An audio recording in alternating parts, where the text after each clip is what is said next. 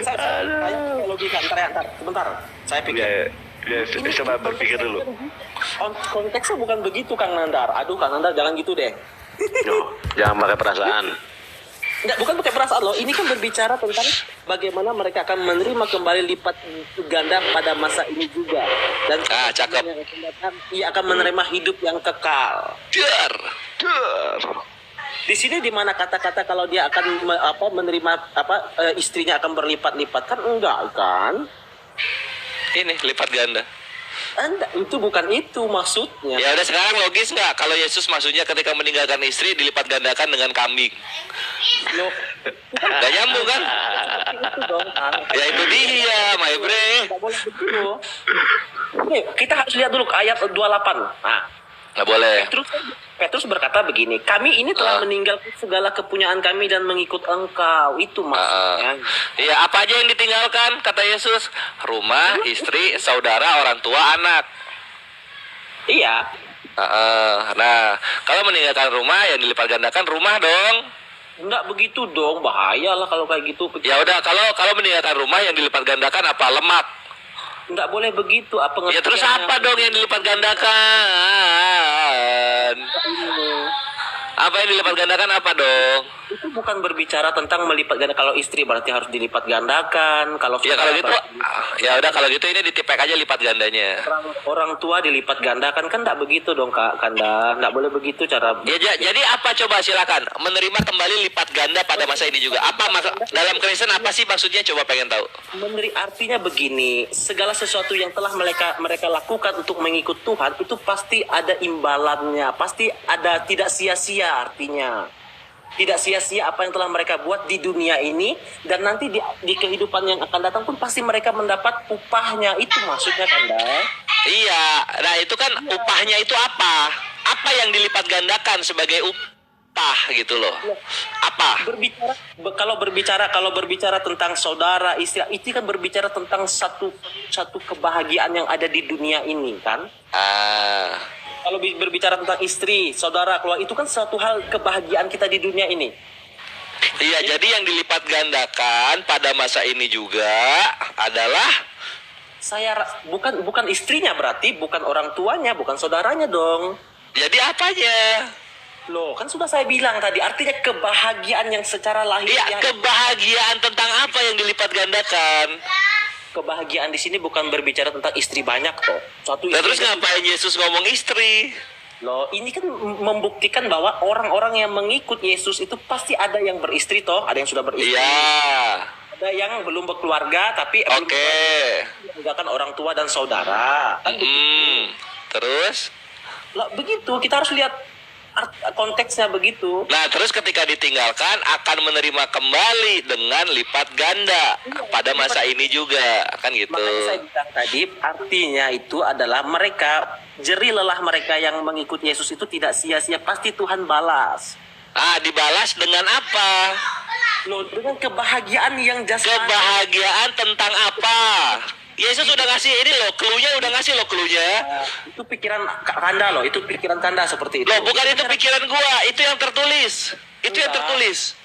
Enggak. Begini, kalau begitu masa dia berlipat ganda orang tuanya jadi banyak, saudara. Gak ada masalah gitu. Ada orang tua angkat kan bisa. Enggak logika dong begitu. Kanda. Coba tanya ke manusia-manusia yang punya orang tua angkat. Enggak logika. Ada juga mertua gitu. Kanda jangan dipaksakan, enggak boleh paksakan begitu. Lah kita enggak memaksakan, orang tertulis kok, ngapain dipaksain? Loh, tertulis tapi tidak sesuai dengan apa yang dimaksudkan dari Alkitab ini. Lah kita tahu maksudnya dari siapa? Loh, kan jelas konteksnya Kanda, ada konteksnya loh. Kanda. Nah coba, mana konteks yang mendukung Immanuel mana? Mana konteks yang mendukung Immanuel? Petrus bertanya, iya. Kami ini dah meninggalkan kesenangan kami, artinya apa? Kami ini mengikuti jalanmu, jalan. Oke. Terus Yesus tekankan apa aja yang ditinggalkan? Oleh Yesus ditekankan apa aja yang ditinggalkan? Di situ jelas bahwa orang-orang yang mengikut dia tuh pasti ada yang mungkin yang sudah berkeluarga toh. Meninggalkan rumah, meninggalkan istri atau saudara, orang tua dan anak-anak. Iya, jelas. Tapi apakah pertanyaannya pelipat gandaan itu lalu bertambah istri jadi banyak? Ya gimana caranya lu bahagia tentang istri kalau nggak ada istrinya? Itu gimana caranya? Oh, saya bahagia punya istri, istrinya nggak ada tapi. Itu gimana cara bahagianya? Lipat ganda di sini artinya sesuatu yang akan menjadi berkah, menjadi sesuatu hal yang apa? Artinya Ya apa?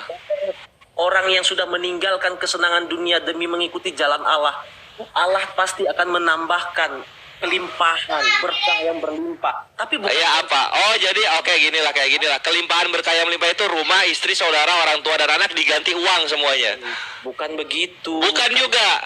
Terus apa maunya? Nah, dengar dulu. Dengar dulu kata. Mengikut Yesus, Yesus itu membawa tentang kabar baik tentang kerajaan sorga. Nah, Yesus berkata bahwa kerajaan sorga itu bukan berbicara makan, minum, pakai. Bukan berbicara hal-hal yang duniawi. Tapi berbicara tentang... Iya, Immanuel. Kerajaan sorga masa ini atau zaman yang akan datang?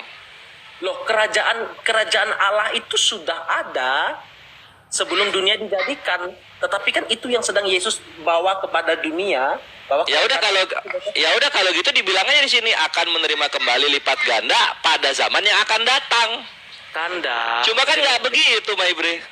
Kanda harus dengar, harus tahu bagaimana mengajar. Dia banyak menggunakan berbagai-bagai perumpamaan toh.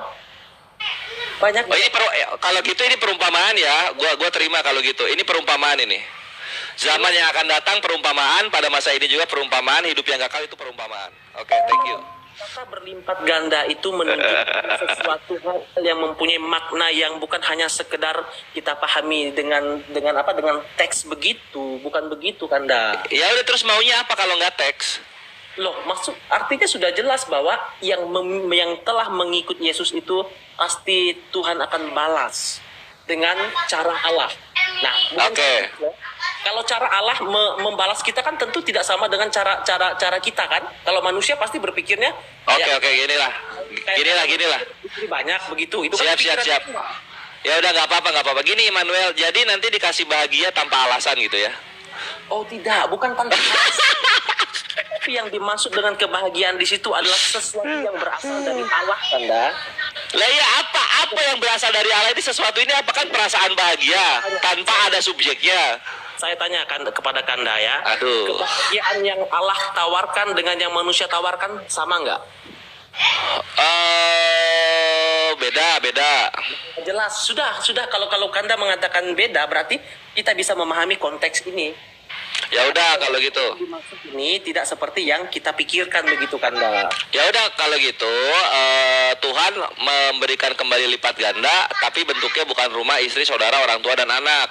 Itu biar yang menjadi rahasia Allah karena Kanda, dengar dulu.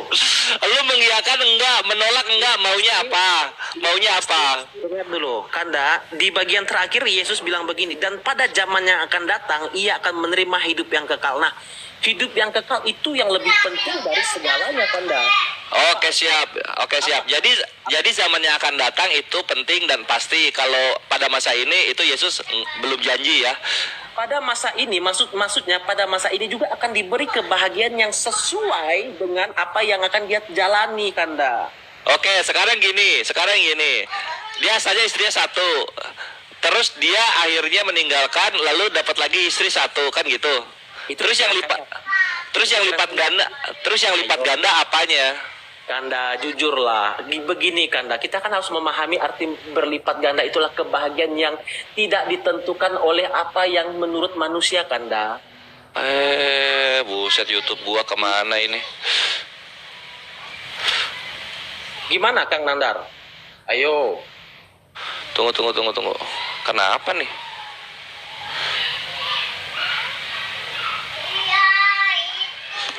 Sabar Pak Pendeta, sabar ya. Biarkan para Polres. Aduh, maaf ya kawan-kawan YouTube, pantesan dari tadi nggak nikmatin ya. Balik lagi ke sini ternyata. Ya maaf yang di YouTube. Astagfirullah. Ya, jadi Immanuel udah nolak apa yang tertulis ya. Intinya sih gini. Apapun yang Immanuel imani, kalau nggak tertulis ya jangan difitnah gitu loh.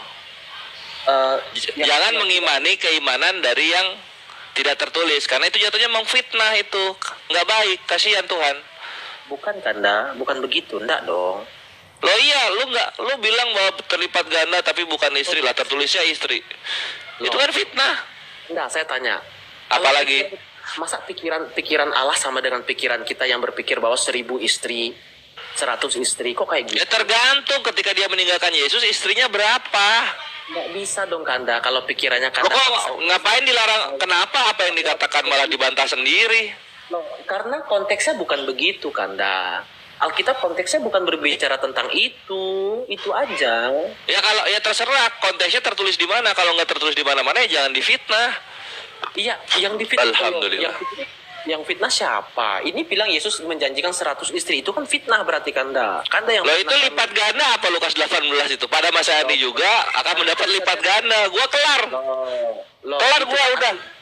Asumsi Kanda, pikiran Bukan Kanda. lo asumsi karena orang gua menisbalkan apa yang gua bilang kepada Yesus kok Lukas 18 29 30. Ini berbicara tentang lipat ganda, itu artinya bahwa Tuhan akan membalas apa yang telah mereka. Nah ini pengertiannya dari siapa? Dari Roh Kudus atau dari Immanuel? Loh, kok bicaranya kita kan lihat konteks Kanda. Lihat konteks. Nggak mau kalau lu yang ngomong lu siapa? Lu apa murid Yesus bukan? Lalu Dekat sama Roh Kudus juga enggak? Jadi begini, lebih parahnya lagi Kanda siapa? Udah berbeda iman kita. Lah gue orang yang jujur melihat apa yang tertulis. Oh Yesus menjanjikan kalau meninggalkan istri nanti diganti lipat ganda. Oke sip, kelar perkara.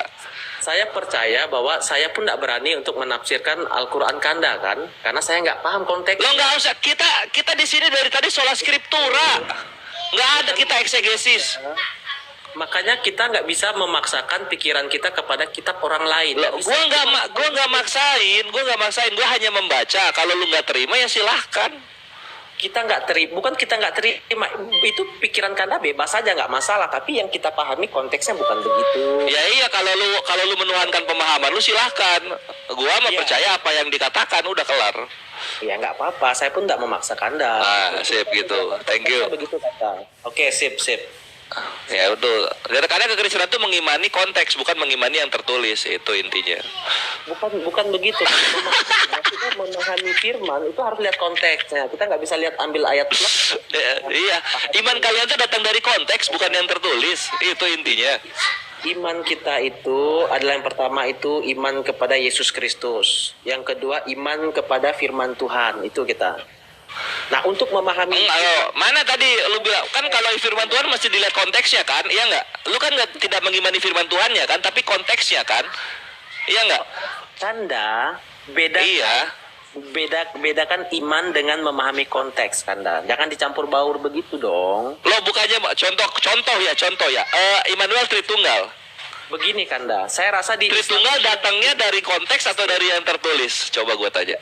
Kanda, saya tanya. Di apalagi prinsipnya kan, yang pertama percaya kepada rasul, percaya kepada nabi dan lain sebagainya itu. Ya itu kan ayat-ayatnya ada, berimanlah kamu kepada rasul-rasul yang telah diutus sebelummu. Kita mengimani itu. Sama dengan kita begitu juga. Lah kalau lu tertulis di mana? Loh, bagaimana iman? Contoh. Ada nggak tertulis berimanlah kamu kepada Tritunggal Maha Kudus? Ada nggak itu? Nggak ada. Berimanlah kamu kepada Yesus yang Duinatur. Ada nggak? Nggak ada. Maksudnya bukan begitu. Apalagi yang begitu? Yang begitu tuh yang kayak maunya kayak gimana sih? Intinya gini sih kalau dari gua, kalau nggak tertulis jangan difitnah. Kasihan mereka. Kristus, ya kita beriman kepada Yesus Kristus. Yang kedua kita beriman bahwa Allah itu satu, esa dalam kesatuan. Yang ketiga, aduh ini jauh lagi. Loh, kalau katanya mau nanya iman kita, ya itu iman kita. Ya terus Tritunggalnya mana kok nggak disebut-sebut dari tadi? Esa dalam kesatuan, itulah Tritunggal dalam penyataan Kanda. Nah itu Esa dalam kesatuan, itulah Tritunggal. Itu yang ngomong siapa tuh? Yesus, Bapak, Roh Kudus. Siapa yang ngomong tuh? Itu di Alkitab semua menjelaskan. Itu konteks, ya nggak? Itu konteks, ya nggak? Kanda, kata Tritunggal itu memang tidak ada secara teks di dalam Alkitab. Iya, tapi kalau konteks ada kan? Kalau konteks jadi ada kan? Enggak, kata aduh. Dari Esa itu sudah ada di dalam Alkitab itu. Iya, prinsip dari Esa ini datangnya dari konteks kan, bukan dari yang tertulis kan? Dari Alkitab. Dari konteks Alkitab, bukan yang tertulis di Alkitab, ya nggak? Konteks tidak ada artinya kalau tanpa firman toh. Ya udah, sekarang mana firman yang mengatakan Tritunggal? Loh, kan saya udah bilang kata Tritunggal itu tidak ada kata teksnya di dalam Alkitab, memang tidak ada. Nah itu kawanku, kalian beriman dari konteks, bukan dari yang tertulis. Makasih. Pertanyaannya, kalau sesuatu yang tidak ada tertulis secara teks, apakah itu tidak ada? Kan belum. Ya itu bidat itu. Oh enggak dong, Bapak. Itu tuduhan berarti Kanda menuduh. Bidat lah. Bapak dari zaman perjanjian lama sampai perjanjian baru nggak ada tuh ngomong Tritunggal tuh. Saya 3 pribadi, Tuhankanlah pribadi saya yang 2 lagi. Nggak ada tuh Bapak ngomong kayak gitu. Nggak begitu dong, nggak seperti yang kita pikirkan. Atau nggak, Roh Kudus adalah saya juga. Sembahlah juga Roh Kudus dengan saya berbarengan.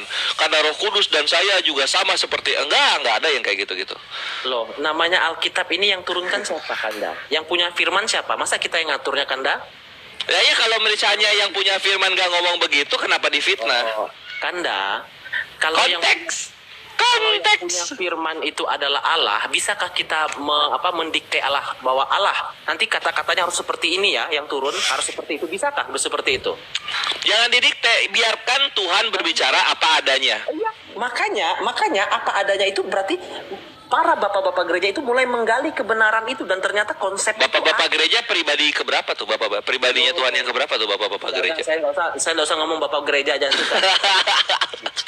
Saya para murid-murid atau para nah itu coba cari Simeon, Petrus, siapa lagi murid-muridnya tuh, Yosef, Yohanes, itu ada nggak ngomong Roh Kudus dan Bapa adalah adalah 2 pribadi satu hakikat gitu. Selalu kawan-kawan kayak Kang Nandar, pokoknya kawan-kawannya lain selalu berusaha untuk menunjukkan bahwa mana kata-kata, mana firmannya yang seperti kata-kata gini loh. Yang punya firman itu siapa? Kalau Allah yang punya firman, masa kita harus mendikte Allah kata-katanya harus seperti ini ya? Simple aja, terima firman Tuhan apa adanya. Berarti kan Kanda sedang memaksakan firman Allah itu sesuai dengan pikiran Kanda, nggak boleh. Gua memaksakan Kristen untuk terima firman Tuhan apa adanya. Ya kita sudah terima, dan itu mengatakan bahwa memang Alkitab menulis sendiri bahwa ada konsep Tritunggal itu memang ada di dalam Alkitab ada. Kalau tidak ada, ngapain kita mau memaksa-maksakannya? Ya udah, mana konsep 3 pribadi satu hakikat itu siapa yang bilang? Bapa, Putra, atau Roh Kudus? Siapa itu? Kalau ada.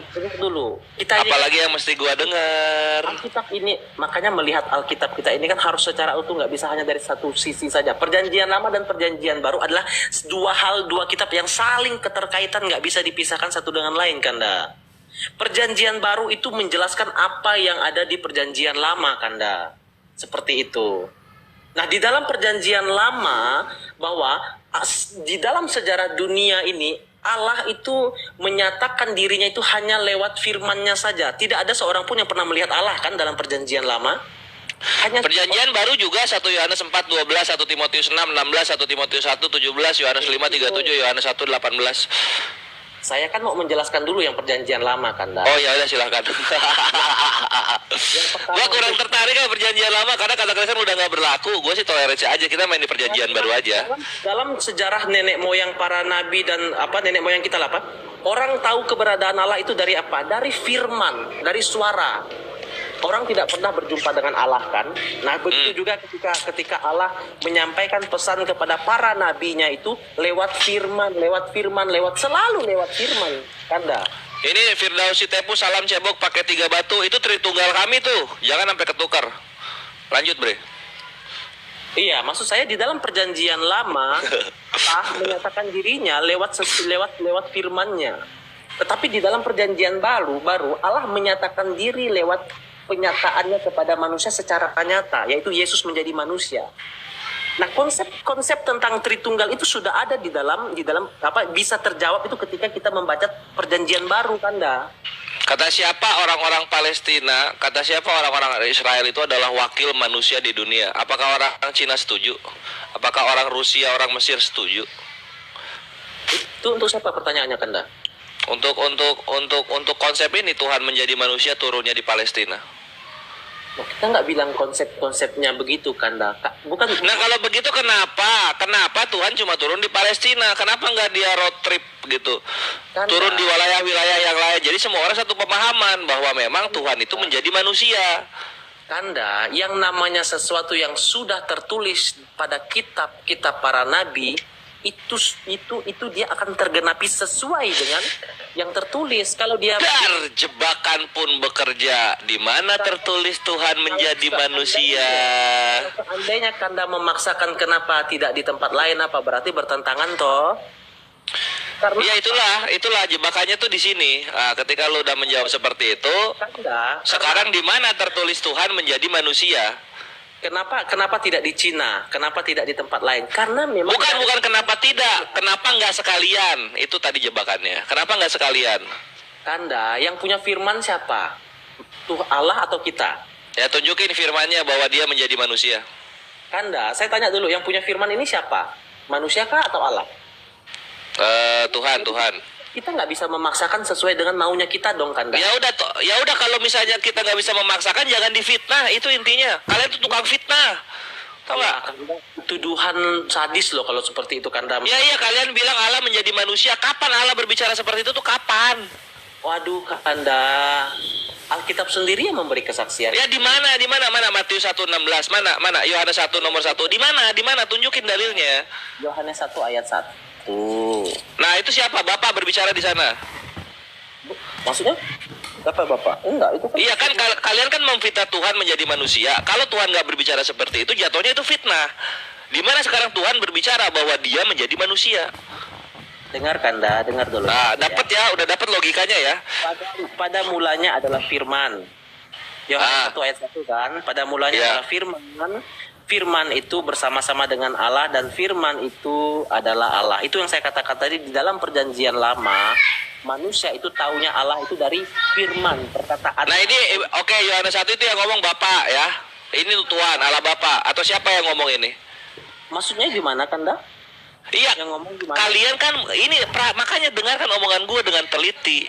Kalau Tuhan tidak berkata seperti yang lu bilang, jangan diteruskan karena itu jatuhnya mengfitnah Tuhan. Itu jatuhnya mengfitnah Tuhan. Jadi lu harus perhati dalam Islam, kalau Allah Azza wa Jalla tidak berkata seperti itu, maka kami pun tidak akan berkata seperti itu. Karena jatuhnya nanti fitnah. Gitu loh. Kanda, kalau seandainya Kanda mengatakan Injil Yohanes 1 ayat 1 itu sesuatu hal yang salah, yang keliru, kenapa di sepanjang Alkitab ini tidak ada membantah tentang ayat itu? Justru di dalam Wahyu. Karena kanonisasi, my bre. Kanonisasi mengeliminasi semua dalil-dalil skriptur-skriptur yang tidak cocok dengan yang sudah dirancang. Jangan dulu kita lari ke situ, Kanda. Jangan dulu kita lari ke situ. Loh, akui dulu. Kitab kalian kan itu ditempel-tempel. Kalau kitab kalian kan nggak satu tuh. Itu kan kumpulan buku-buku, ya nggak? Kanda. Begini, Kanda. Di Apalagi? dalam Yohanes 1 ayat 1 itu dikatakan firman itu menjadi manusia. Dalam ayat 14-nya kan. Nah, di sini di dalam Wahyu 1 ayat 8, Yesus mempertegas bahwa dia adalah memang firman itu. Jadi ada Wahyu 1 nomor 8 di mana? Wahyu 1 nomor 8 Yesus mengaku firman. Aku adalah Alfa dan Omega, firman Tuhan Allah. Nah, kawanku, itu terjemahan. Jangan tertipu. Dan yang akan datang yang maha kuasa, Kanda. Firman bahasa Yunaninya apa? Kanda, kita harus tahu bahwa ketika Alkitab itu diterjemahkan ke dalam bahasa Indonesia, bahasa kita itu terbatas, Kanda. Saya mau mengatakan begini. Nah, maka dari itu, lu sini ya. Ini gua pahami. Lu pahami kata-kata gua baik-baik. Ketika gua mempelajari bahasa asli Perjanjian Baru, di sana gua tidak menemukan murid-murid Yesus Bapa, Roh Kudus menuhankan 3 pribadi. Gua nggak menemukan itu. Bahkan Paulus tidak pernah sama sekali menyembah Yesus dalam bahasa aslinya. Itu menurut pikiran Kanda. Menurut bahasa aslinya. Kanda, saya berkatakan begini. Contoh, kayak kemarin Kang Nandar bilang kan, wah Alkitab itu ngapa pakai ada kata Allah, itu kan dari bahasa Arab. Nah, saya berpikirnya begini, bukankah kita tahu bahwa rumpun bahasa Indonesia itu kan rumpun bahasa Melayu? Nah, Lah Yesus lu kan nggak lahir di Riau. Yesus lahirnya di Palestina. saya jelaskan dulu, Kanda. Saya jelaskan dulu, langsung dipotong. Begini maksud saya, bahwa kita tahu bahwa akar rumpun kita itu bahasa Melayu, dan bahasa Melayu itu banyak menyerap bahasa dari bangsa-bangsa lain, salah satunya Arab. Lah terus kenapa Hindu, Buddha, Konghucu tidak masukin kata Allah ke dalam iman mereka? Kanda, ini kan Apa? Alkitab terjemahkan ke dalam bahasa Indonesia, yaitu akar. Lah iya, emang orang Konghucu, Hindu di Bali nih, sama Hindu di Jawa, orang-orang Buddha yang menyebar di Indonesia, mereka nggak menggunakan bahasa Indonesia. Bahasa apa mereka pakai? Begini ya, kalau Kanda mau lihat terjemahan Alkitab dalam bahasa lain, itu nggak ada pakai kata Allah, itu pakai bahasa mereka sendiri. Tapi karena yang kita baca kan terjemahan baru itu pakai bahasa Indonesia, maka mau Nah, nggak? iya kenapa Kak? Kenapa kalian nggak pakai bahasanya orang Hindu aja, Sang Hyang Widi, kan bisa kelar perkara. Kanda, Alkitab ini dia tidak bersifat bersifat sentral kepada satu bahasa saja, bukan seperti Al-Qur'an yang hanya pada Arab saja kan. Tetap Ya iya, makanya kalau orang Kristen satu dunia dikumpulin terus disuruh bilang, ayo sebut nama Yesus, itu kayak anak ayam, beda-beda bahasanya. tapi tidak salah toh. Yasu, Isa, Iso, Yesus, Izesu, Wah. Bahasa masing-masing, tapi esensinya adalah benar, yang dituju itu benar pribadinya, nggak jadi masalah. Ya bukan, nanti nyampe ke Tuhan itu ini apa ini paduan suara kok. Nah, Kanda, saya Berantakan. tanya, dalam cerita di Alkitab itu tentang Menara Babel. Nah, di situ sejak pertama kali manusia menyebar ke seluruh bumi dengan berbagai bahasa. Pertanyaannya, dengan berbanyak macam bahasa, apakah Allah kebingungan dengan bahasa-bahasa yang ada? Saya tanya Kanda, Allah bingung nggak dengan berbagai bahasa itu? Bukan soal bingung ya bre, soal kerapihan. Kanda, kenapa Alkitab itu ditulis dalam berbagai bahasa supaya kabar baik itu bisa dijangkau oleh seluruh suku, kaum, dan Lah bahasa? karena maksudnya gini, kalian kan percaya Roh Kudus ya. Roh Kudus tuh menuntun kalian untuk berkata-kata ya. Kenapa Roh Kudus tidak bekerja membuat satu bahasa gitu? Kanda, saya selalu katakan begini, pikiran kita nggak bisa kita paksakan kepada cara Allah loh. Nah kalau misalnya pikiran kita nggak bisa dipaksakan, ya terima aja yang tertulis. Terima yang tertulis. Yang tertulis itu kita imani dan kita tahu bahwa itu. Nah misalnya di Kisah Para Apostolos 3 nomor 13 dan 26, Yesus adalah hambanya atau Abdulnya. Abdul, Yesus ini Abdul. Ya masa menuhankan Abdul? Masa menuhankan hamba? Makanya Kanda, kita memahami Alkitab dari satu sudut pandang. Ini balik lagi ke yang tadi yang udah gue simpulkan, konteks. Kanda. Kalian beriman dari konteks, ya enggak? Aduh, inilah saya malah susah. Pertama itu ya, iman Kristen itu apa? Percaya bahwa Yesus adalah Allah yang menjadi manusia. Kemudian Nah itu di mana tertulis? Kapan Yesus ngomong kayak gitu? bahwa Yesus itu menjadi manusia, kita percaya. Kita percaya dengan firman Tuhan yang ditulis oleh para rasul. Kalau memang tulisan-tulisan ini salah, keliru, saya percaya bahwa Ya itu, ya di mana? Bukan. Gini loh, kalian itu mengimani yang kalian kontekskan, bukan yang tertulis. bukan tanda. Kita yang imani itu adalah firman. Garis bawahi dulu ya. Ya udah, mana firmannya Yesus itu adalah Allah yang menjadi manusia? Mana firmannya? Mana? Tetapi untuk memahami firman itu kita harus melihat konteksnya. Karena apa? Ya itu, balik lagi konteks. Firman ini adalah milik Allah. Tentu Tidak akan ada Tritunggal kalau tidak ada konteks. Gitu. Nah, firman Tuhan itu kan punya Allah. Masa kita paksakan dengan maunya kita? Begitu nggak bisa. Lah itu dong. kalian yang mengkonteks-kontekskan. Bukan, itu memang ada di dalam Alkitab. Bagaimana kita menyangkalnya kalau dikatakan bahwa Yesus bilang baptislah dalam nama Bapa, Anak, dan Roh Kudus. Siapa bisa menyangkal? Itu buktinya ada kan? Ya udah ya, baptis aja gitu. Kenapa jadi ada Tritunggal Maha Kudus? Kanda, Tritunggal itu adalah konsep Topik yang memang secara teks tidak ada kata Tritunggal itu di dalam Alkitab, memang tidak ada, Kanda. Nah terus kalau tiga pribadi satu hakikat? Tritunggal itu adalah cara atau semacam formula untuk kita memahami bagaimana Allah menyatakan diri kepada manusia itu. Nah, siapa yang ngajarin mengenal Tuhan dengan cara tersebut? Siapa? Allah Bapa, Putra, Roh Kudus. Alkitab sendiri yang memberi kesaksian itu kan. Oh jadi bukan Allah Bapa, bukan Putra, bukan Roh Kudus juga, bukan. Loh, kita kan mengimani bahwa Alkitab ini adalah firman Tuhan. Kita percaya Alkitab firman Tuhan. Jadi kita percaya perkataan. Ya iya, kalau firman Tuhan yang tinggal disebut Bapa berfirman mengenai cara mengenal Tuhan itu melalui Tritunggal di Matius sekian dan sekian. Kalau nggak ada ya difitnah. Selalu Kanda memaksakan supaya firman Tuhan itu sesuai dengan yang Kanda mau, kan harus ada kata. Bukan sesuai dengan yang tertulis. Nggak boleh begitu caranya. Kalau nggak bisa membawakan yang tertulis itu fitnah. Kanda, bagaimana kita bisa mengatakan itu fitnah, Kanda? Nggak boleh dong. Ya iya dah, kalau bisa nggak fitnah harusnya ada dong. Harusnya ada. Nggak bisa, Kanda. Nggak boleh begitu. Nggak bisa. Nggak fitnah kalau gitu. Contoh begini, Kanda terima nggak kalau saya ngomong kayak gini ya?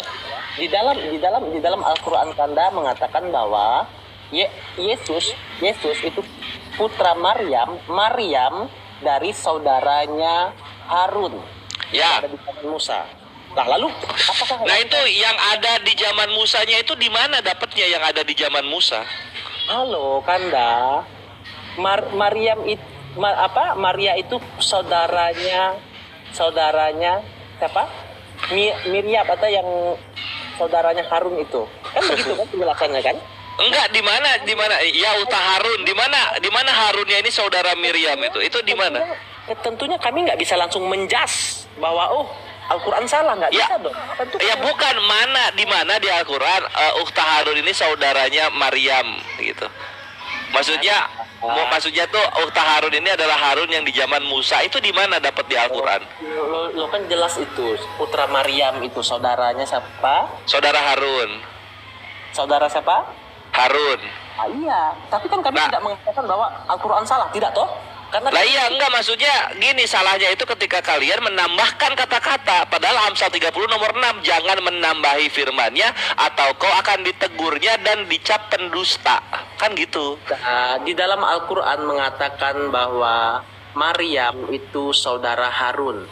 Maryam ibunya Isa itu adalah saudara Harun. Nah terus Harun itu saudara Musa di mana? Loh, itu kan dalam perjanjian lama. Itu berapa? Ah, gitu caranya. Oke. Ya kalau lu menoleransi itu sama seperti gua juga menoleransi. Sejak kapan Yusuf di perjanjian lama punya istri Maria gitu? Nggak ada tuh. Saya mengatakan di Yusuf perjanjian lama punya istri Maria kayak gitu. Sama aja dong. Sekalipun di dalam Al-Quran yang Kanda mengatakan demikian, saya secara pribadi tidak bisa mengatakan bahwa Al-Quran Kanda itu salah. Saya nggak boleh ngomong begitu, karena saya belum tahu konteksnya seperti apa di sana. Enggak, iya gini posisinya. Kalau lu menganggap gini bre, gua kasih apple to apple-nya ya. Kalau lu menganggap Harun di dalam Al-Quran adalah Harun di zaman Musa, maka gua pun akan menganggap Yusuf yang menikahi Maria adalah Yusuf yang di zaman Firaun. Kalau begitu yang dimaksud Harun di situ siapa? Itu Harun yang hidup di sejaman dengan Maryam, bukan yang sejaman dengan Musa. Nggak ada Kanda. Di dalam sejarah Alkitab tidak ada. Di dalam Maryam itu justru dia juga berbeda dari keturunannya, bukan dari, kalau Harun itu kan suku Lewi.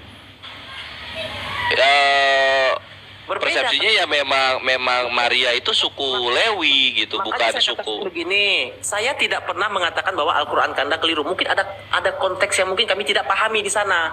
Makanya kami nggak mau seperti itu, langsung mengatakan bahwa Al-Quran salah dan lain. Kami nggak mau begitu kan. Ya makanya jangan fitnah. Kalau tidak tertulis Harun adalah saudara Musa, ya jangan difitnah gitu. Karena yang bernama Harun itu banyak.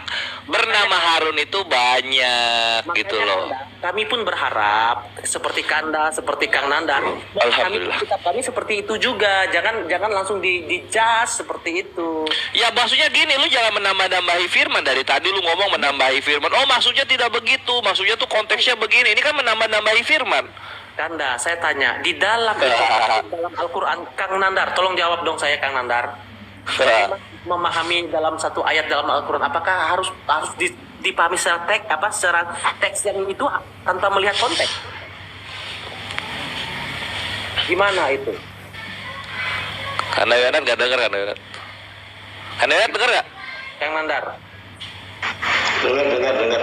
Kalau di dalam Alkitab kan kita memahami satu firman Tuhan, itu teks firman Tuhan itu nggak bisa langsung satu ayat langsung kita pahami demikian. Harus lihat konteks dulu, latar belakangnya apa, maksudnya apa. Masalahnya Alkitab nggak punya latar belakang. Kalau Al-Quran kan ada asbabun nuzulnya, hadis ada asbabun wurudnya. Ya. Sekarang memang Alkitab memiliki asbabun nuzul, asbabun wurud kan nggak ada. Itu artinya apa? Perikop yang ada di dalam Alkitab itu tambahan LAI, di dalam original teksnya tidak ada perikop. Kang Nandar, asbal itu apa maksudnya itu? Artinya apa tuh? Saya kan nggak paham. Asbabun nuzul itu sebab-sebab turunnya ayat Al-Quran. Kalau asbabun wurud, sebab-sebab hadis itu ada.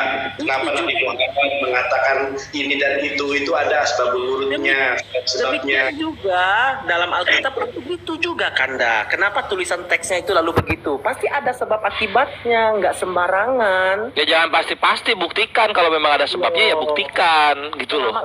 Selama ini Kanda dengan Kang Nandar dan kawan-kawannya lain kan mengatakan wah Alkitab kita begini-begini, tidak ada tulisannya seperti itu, berarti bukan firman Tuhan lah. Nggak boleh dong begitu. Ya intinya gini sih ya, kalau bukan Tuhan yang berfirman ya bidat gitu aja udah. Loh, ini Alkitab ini kan firman Tuhan Kanda. Masa kita nggak yakin? Oh jadi Yohanes 1 itu Tuhan yang berbicara.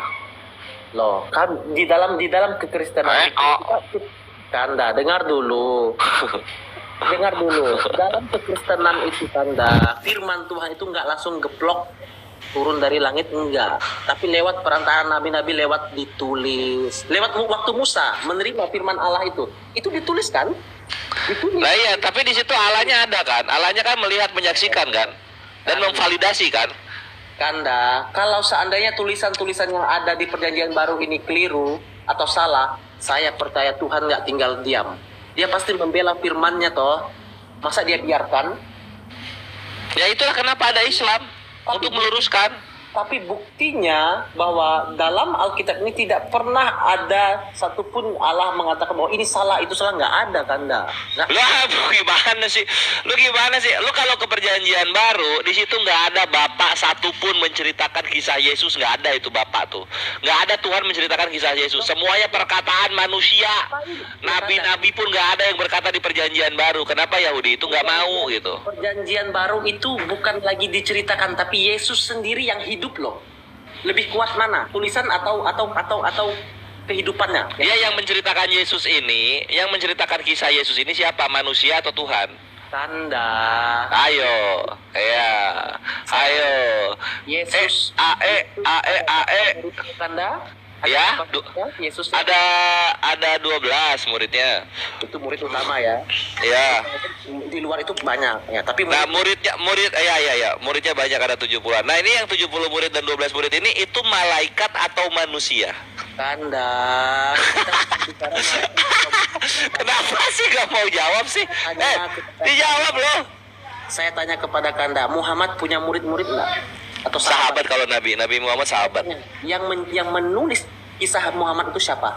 Sahabat-sahabat itu? Sahabat-sahabat ya. Nah, begitu juga dengan Yesus Kanda. Lah itu makanya jatuhnya tuh lu sirah nabawiyah perjanjian baru itu, bukan firman Tuhan, my bre. Itu tuh sejarah kehidupan manusia Yesus. Saya tanya, tadi Kanda bilang cerita kisah Muhammad itu para sahabat yang menulis. Nah, berarti sini. Kisah Yesus adalah murid-murid juga toh. Jadi nah makanya sini ini lu bagus, lu udah mulai mengerti. Sehingga apa, perjanjian baru itu lu sama dengan ini nih. Tada ini tidak, lu perjanjian baru lu tidak setara dengan Al-Quran, tapi dengan ini tada. Ya. Alkitab kita karena ini manusia yang menceritakan Nabi, bukan Tuhan. Yesus pun begitu. Yang menceritakan itu adalah manusia-manusia, bukan Tuhan, bukan Nabi. Makanya perjanjian baru tidak setara dengan Al-Quran. Kalau Thank you Immanuel, lu udah mulai maju sekarang, udah pinter. kalau tentang Muhammad itu ditulis oleh para sahabatnya, bisa kami katakan juga bahwa itu tidak benar juga? Ada kemungkinan kesalahan? Oh enggak, karena gini, mengenai cerita Nabi Muhammad hidup abad 7. Kisah-kisah Nabi Muhammad timbulnya pun abad ke-7 gitu. Anda, Yesus itu hidup abad Pertama. Nah, para murid yang masih ada dengan dia kan nyata 12 murid itu yang masih sangat-sangat dekat. Ya udah, kita cek coba. Kita cek tulisan paling tua dari siapa? Matius ya, kita cek ya. Nah, kita cek di sini nih, oldest Matthew manuskrip, kita buka nih. Nah, namanya Magdalene Papyrus. Kita buka. Coba kita lihat. Ini ya, ini yang paling tua dari Gospel Matius. Dia terbagi 3 bagian, fragmen. Abad berapa tuh? Abad kedua terakhir atau abad ketiga terakhir? Anjir, ratusan tahun dari Yesus. Tanda. Ya Pak, inilah kenapa kalau Tuhan diceritakan dari manusia, ya ini Tuhan loh, yang ceritakan malah manusia, bukan Tuhannya sendiri. Jadinya begini, Bre. Yesus hidup abad pertama, ceritanya baru ada di abad kedua. Oh, salah, bukan. Loh, ini apa buktinya? Loh, itu kan salah satu penemuannya lain. Ada banyak, tapi kita lihat mana yang lebih tua. Iya, dari yang banyak, dari sekitar 5.000-an manuskrip Perjanjian Baru, yang paling tua itu adalah Papyrus P64. Itu yang paling tuanya aja abad kedua. Abad kedua akhir. Saya tanya sama Kanda, Alkitab. Inilah kenapa jangan mengimani perkataan manusia. Dulu Kanda, saya jelaskan. Apalagi Di dalam sejarah Kanda ya, Perjanjian Baru itu sudah selesai. Tahun 100 sudah selesai. Ya mana manuskripnya mana? Mana manuskripnya Perjanjian Baru? Mana manuskripnya? Mana manuskrip Perjanjian Baru abad pertama? Mana? Ada, cari saja. Oke, kita cari ya. Ya, meluncur. Oldest New Testament manuskrip. Nah, keluar nih. The first complete copies of single New Testament books appear around 200.